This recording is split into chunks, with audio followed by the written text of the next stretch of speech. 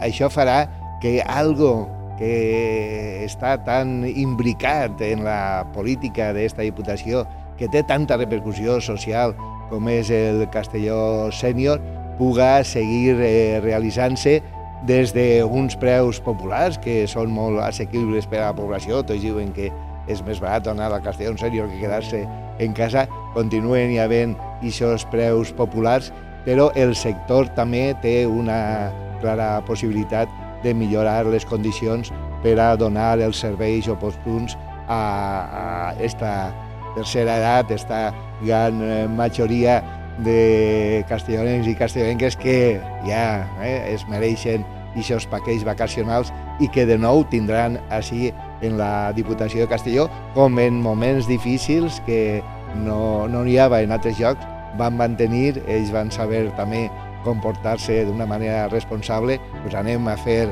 possible aquesta continuïtat del Castelló Sènior des de la millora també de les condicions del sector empresarials implicats. Que avui hem tingut un ple del Patronat de Turisme, un ple on estem orgullosos. Jo crec que hi ha hagut un consens per part de totes les parts. Hem aprovat la nova licitació del programa Castelló Sènior.